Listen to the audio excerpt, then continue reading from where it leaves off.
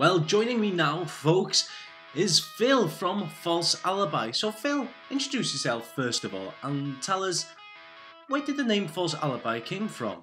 The name came from a song that I wrote actually at the very beginning. It doesn't get used anymore, but because we were writing for ages. The drummer's father even suggested we called ourselves Buffalo at one point, just because we needed a name.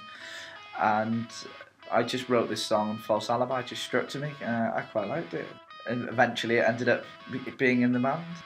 Now, introduce the band itself then. Is it a three-piece band, am I right? Three-piece, yeah. I'm the vocal guitarist. We have Dan on the bass and the backing vocals, and Arthur on percussion and backing vocals. So we like to keep the harmonies strong. And you're all from Llandudno? Yeah, we're all from this area. We're from, well, me and Arthur are Llandudno Junction, and Dan's the Gamway, but they're pretty much the same thing. They're right next to each other. Are all three of you doing music production in university at the moment, or? Me and Arthur are. Dan is currently studying in Bangor. He is studying something to do with primary school teaching, I think, actually. But Dan's a very good musician. He's been training since he was very young. So how did, were you friends in school and that's how you met up, or what was the process? Well, I'd been in, me and Dan had both been in separate bands at the time, the bands you start off in. And eventually I'd brought Arthur into the band I was in, because he was just doing a couple of songs that, like, in between our sets, and eventually, as things do, they fell apart. So, but I started one with Arthur, and we had another guitarist with us at the time, and we needed a bass player. And Dan came in because we had a wedding, I think, that we never ended up playing. But Dan came in to fill in for us, and he ended up enjoying playing the bass for a change because he'd never done it in a band before. So he joined the band, and about 2 years later, the other guitarist left to focus more on his sports, and it just became the three-piece from there, and we've just grown from there, really. So where do you meet up then to rehearse? It tends to be, we've gotten to a stage these days where we got to a certain level, so the only times we practice now are when we need to, because a lot of the time, because we do a lot of session training. So it's a case of we hear the song and we learn it, have a quick, maybe with an acoustic guitar, make sure we're all on the same level, and go out and gig it. But occasionally, if we need to work on our new songs, we will do it at the drummer's house or at the bass player's house, Dan's. You mentioned now new materials and stuff like that. Where do you get your inspiration from? Lyrics, anywhere and everywhere. It can be the most simple idea that I love. Sometimes I think of these ideas and I think, oh, that's brilliant, I've got to use that, and it'll come out and it turns out to fall flat on its face. But yeah, some of them. Melodies, I've always been interested in a good pop melody to a rock song, or based quite a lot on, people say we're quite similar to McFly in a sense. That was never an intention. But it's a good one because they are a very successful band and they have a lot of fans. So am I right in saying that you're going for the young pop, as it were, not the classics such as like Guns N' Roses? Yeah, it's we try to genre ourselves as a pop rock indie sound. Originally when we started, because obviously pop was too mainstream, so we tried to be alternative punk. You're in the process of creating a EP or an album, or? We're working on an album, yes, recording in Liverpool. It should be about 11-12 tracks we're working on. At the moment we've recorded 7 of them, and I'm going back into the studio later on this year to record the rest. So you're only 21, and have you got a manager? Have you got anybody supporting you? Yeah, we use our roadie. We don't have a manager. Our roadie Nick Smith. He does a lot for us. He's brilliant at travelling up to different ends of wherever we need to be with his PA, ready to set up and give us a good show.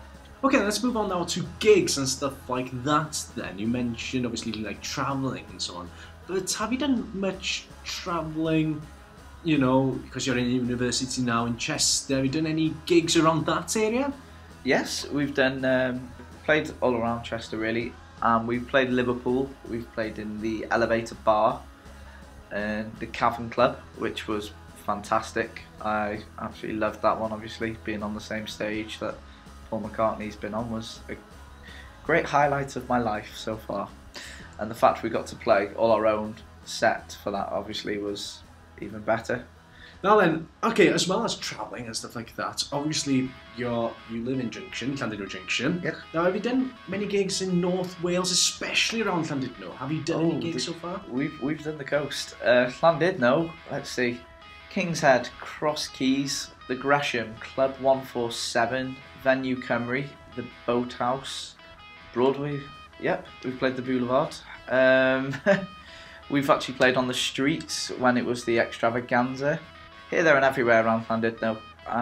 In Llandudno Junction, we've played the Community Club, the Malgwyn, the Labour Club, the Youth Club in our younger days, and the Civic Hall in Conway. We played the Bluebell in Conway. We've been down to Bangor Way.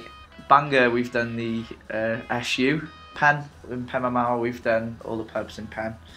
Have you done any competitions like, you know, for instance, like Battle of the Bands and stuff like that? Yes, we did one not long ago called The Next Big Thing, where we auditioned in Colwyn Bay in the theatre there, and we got through to the final where we performed in Venue Cymru just the other week.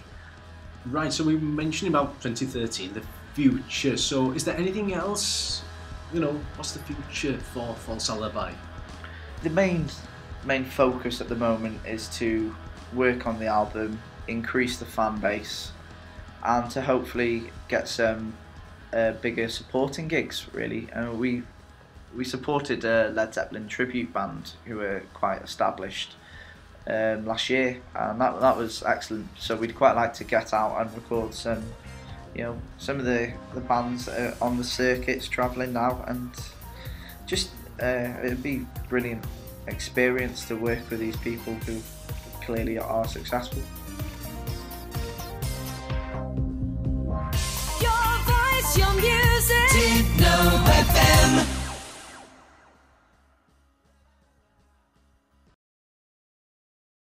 Story or More, it started from teenage romance, being a lad.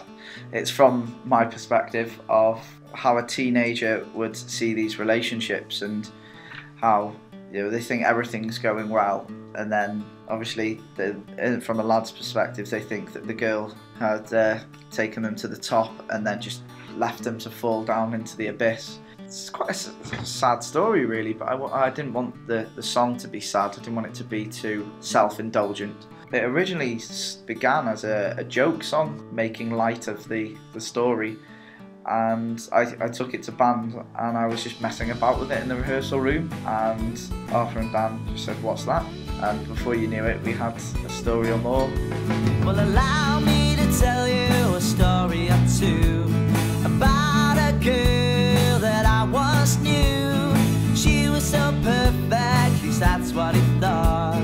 She took him to 10 and left him at naught. She was so dirty, 'cause she never made you wait.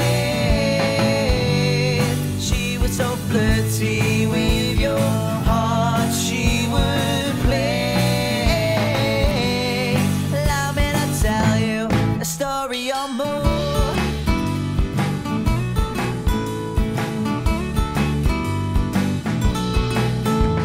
Well, allow me to tell you a story or six about a girl trying to get her fix at every night out on the booze. Sooner or later she's gonna lose. And she was so easy, 'cause she never made you wait. She was so sleazy,